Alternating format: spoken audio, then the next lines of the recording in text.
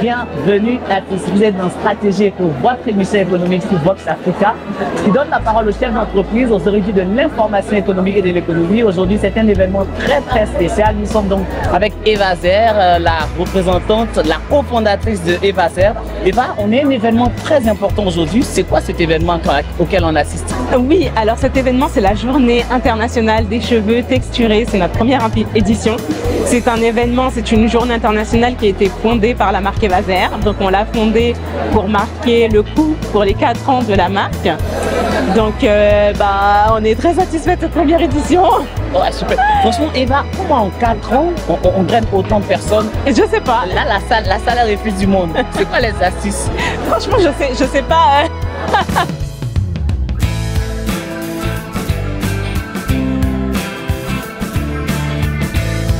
Vous êtes un événement important, c'est la première édition du Forum international sur les cheveux texturés. Vous êtes intervenante, vous intervenez sur quelle thématique aujourd'hui? Alors j'interviens sur la réconciliation des cheveux afro et de l'estime de soi. Je vais intervenir notamment sur un problème économique qui touche beaucoup de femmes afrodescendantes en France malheureusement, celui du manque d'estime de soi lié à ces cheveux afro. J'ai pu constater d'après mes recherches et d'après ce que les experts en la matière disent que ce manque d'estime de soi en fait coûte parce que c'est un marché qui est en plein essor, le marché des extensions des perruques et des tissages qui est estimé atteindre près de 14 milliards de dollars et je pense que ça peut s'expliquer par des pratiques excessives du port des perruques, de coller des lace front à tout va et finalement je pense que beaucoup de femmes noires sont très perdantes parce que non seulement perdent-elles des centimètres mais elles perdent énormément d'argent. Donc mon message c'est plutôt de proposer des solutions pérennes, comment réconcilier son estime de soi avec ses cheveux afro, trouver des solutions plus adaptées, donc pourquoi pas connaître son fonctionnement de son cheveu afro, savoir l'entretenir et puis banaliser de manière complètement décomplexée pour devenir décolonisé. Alors comment est-ce que ce type de thématique-là peut aider de façon très concrète, pragmatique, ces participantes-là aujourd'hui? Je pense que déjà pour accéder à ce type d'événement, il y a une prise de conscience. Je pense que les termes qui ont été beaucoup mentionnés, c'est que on veut se sentir visible, on veut se sentir représenté, mais afin de pouvoir se sentir représenté, il faut déjà pouvoir avoir l'espace mental pour être en paix avec ses cheveux afro. Je ne pense pas qu'on peut même venir dans cet événement si on n'a pas pris conscience du problème. Donc à mon sens, il y a un travail de fond psychologique de se détacher d'une culture de la perruque qui peut-être promouvoit des pratiques excessives et plutôt prendre soin de ses cheveux afro avec des produits bruts qui financent une économie comme le fait Eva Zer. Alors Eva Zer, c'est aujourd'hui une grande marque, hein? Vous connaissez Eva Zer depuis plusieurs années. Comment est-ce que quelle lecture vous faites de cette évolution de l'entreprise? Eva Zer, déjà c'est une entreprise que j'ai connue un petit peu pendant la période Covid. J'étais là pendant la boutique provisoire et maintenant c'est une boutique réelle. Donc déjà il y a une évolution à ce niveau-là. Mais je pense que Eva Zer a une très belle évolution devant elle. C'est une marque dans laquelle on se sent extrêmement représenté. En tout cas pour ma part, en tant que femme afrodescendante, je me vois vraiment dans le message. Et puis c'est une marque, je pense, qui est très transparente et puis qui propose aussi des produits dont nous voulons, dont nous réclamons et aussi dont nous avons vraiment besoin. Alors comment on brise la glace? On brise la glace. Dernière question par rapport à la confiance en soi. Faire des erreurs, recommencer, jusqu'à ce qu'on trouve un résultat qui soit pérenne et qui nous convienne.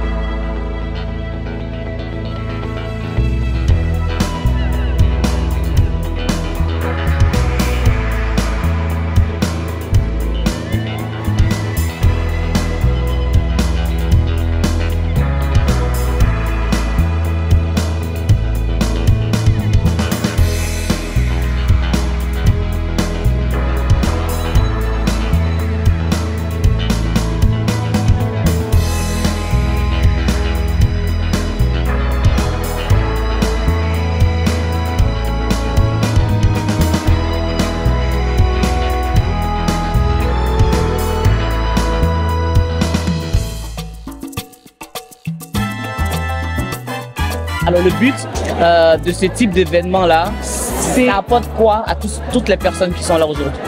L'objectif, c'est d'honorer, de célébrer et de sublimer les cheveux texturés, donc les cheveux crépus, frisés et bouclés.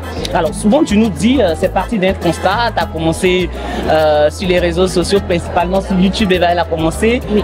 Comment est-ce que, moi j'ai toujours envie de te demander cette question, comment on part de YouTube avec une histoire, on va pas dire banale, mais une histoire simple du grand-père à qui on a demandé d'envoyer l'huile de ricin et puis on arrive vraiment à une grosse articulation comme ça? Bah, c'est vrai que j'ai beaucoup de mal à expliquer aujourd'hui comment ça peut être possible. Après, je pense que c'est la valeur que tu apportes aux personnes qui te suivent. Rien de plus, parce que les gens sont hyper égoïstes. Hein. Dès qu'on leur propose des solutions, là, en effet, ils vont commencer à suivre. Donc, j'imagine, mais bien sûr, j'en ai pas la certitude, que les gens voient une valeur ajoutée dans ce qu'ils suivent, qu'ils arrivent à trouver des solutions à leurs problèmes. Et ça serait donc pour cette raison qu'ils font confiance à Evazer. On le disait tantôt, 4 ans, la création d'Evazer, vous, dès la naissance de la marque, vous étiez là. C'est ça. Quel témoignage? Bah écoutez, j'ai suivi Eva avec l'huile de ricin au tout début, en fait, comme elle l'a dit dans le reportage, quand elle a diffusé le diapo. Et ensuite, dès qu'elle a lancé la création, j'ai tout de suite acheté la gamme parce que je trouvais que Eva me représentait en tant que femme noire. La texture de nos cheveux. Quand j'allais dans les boutiques pakistanaises acheter mes produits et que le Pakistanais me disait ce qui était bon pour mes cheveux, j'avais du mal à le croire. Parce qu'on n'a pas le même type de cheveux. Mais Eva, elle m'a conquise tout de suite parce qu'on a le même type de cheveux. Elle vient d'Haïti comme moi, l'huile de ricin je connais, l'huile Masreti et je me sentais pas perdue. Donc je savais où j'allais et je suis pas déçue parce que je vois l'évolution de mes cheveux et cette même gamme de produits, c'est mes enfants qui l'utilisent aussi. Donc j'espère que ça va suivre de génération en génération parce que ça nous fait du bien en fait. Et qu'est-ce que ça vous a apporté vous de façon particulière sur ces 4 années-là?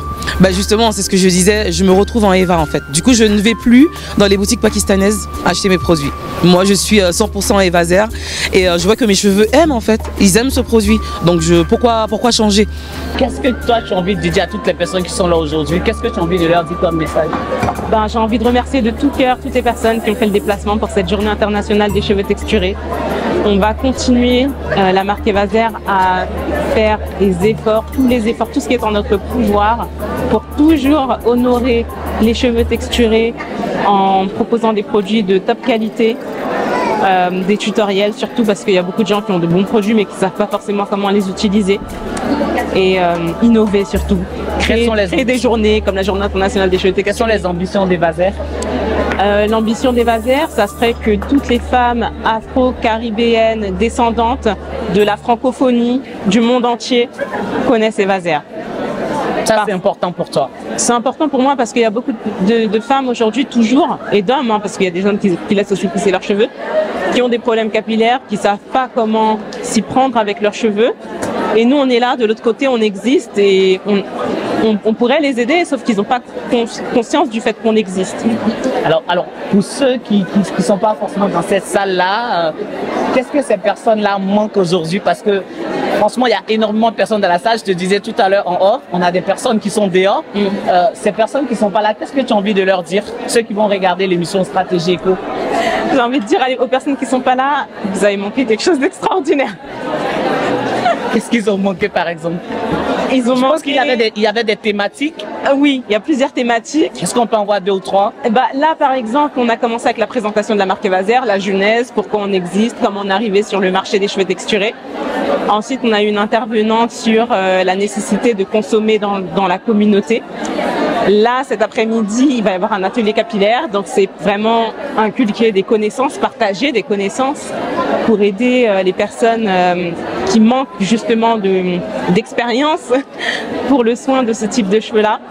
Et il y aura beaucoup de témoignages très, très poignants aussi.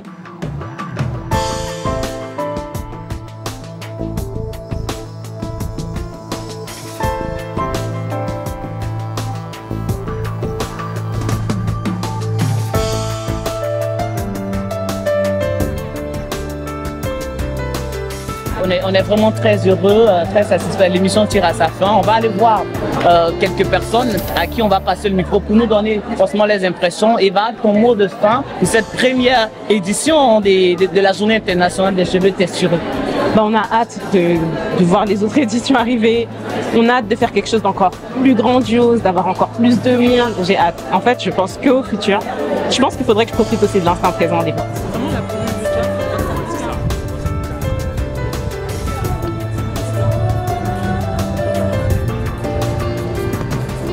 On a un événement aujourd'hui qui est organisé par Evazer, c'est le Festival international des cheveux texturés. Vous, qu'est-ce qui vous amène à ce type d'événement-là? Je suis passée au naturel depuis pas mal de temps, depuis 4 ans. Et je connais aussi la marque Evazer et j'utilise ces produits.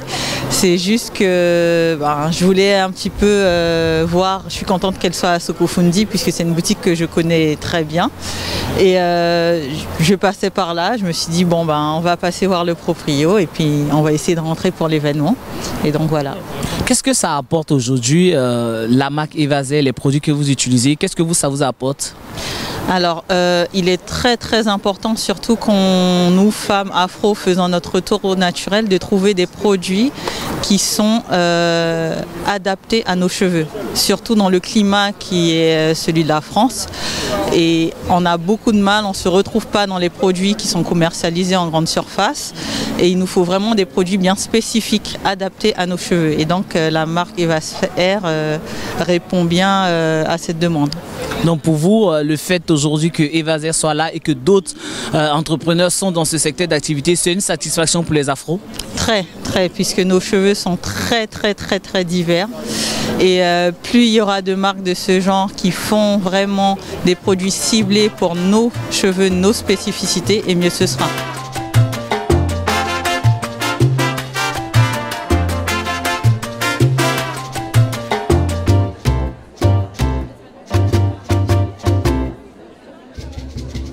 Comment vous avez connu la marque Evazer? Alors j'ai connu la marque Evazer sur les réseaux sociaux et comme je collabore avec beaucoup de marques aussi, elle m'a interpellée et voilà. Vous avez parlé des collaborations, c'est quel type de collaboration que vous voulez nouer avec cette marque-là? Alors en fait je collabore avec des marques qui ont des valeurs avec qui je partage, c'est-à-dire des produits qui sont quand même naturels, efficaces, de qualité et qui répondent aux besoins d'une communauté qui a les cheveux texturés justement. Aujourd'hui elle organise un événement, elle fête les 4 ans de la naissance, sinon de la création de son entreprise, c'est le Festival international des cheveux texturés. Vous pensez quoi de ce type d'événement? Je trouve que c'est une excellente chose, donc c'est pour ça que je suis venue d'ailleurs pour voir un petit peu comment ça va se passer et je trouve que c'est vraiment quelque chose qui n'existait pas, donc pourquoi pas, et en plus avec une femme entrepreneur qui met ça en avant, donc c'est une très bonne chose. Parce que là ils ont rajouté plus de places que prévu. Ok. Ah, ils ont remis des chaises? Ils ont remis des chaises et tout, mais malgré tout il y a encore des personnes. Moi je sais pas si on attend ou si on y va. Je pense que ça vaut le coup d'attendre. Là en fait là c'est juste les fondateurs qui ont parlé. Ensuite il y a eu la, je sais plus comment elle s'appelle, la youtubeuse. Oui, ça j'ai vu sur Insta.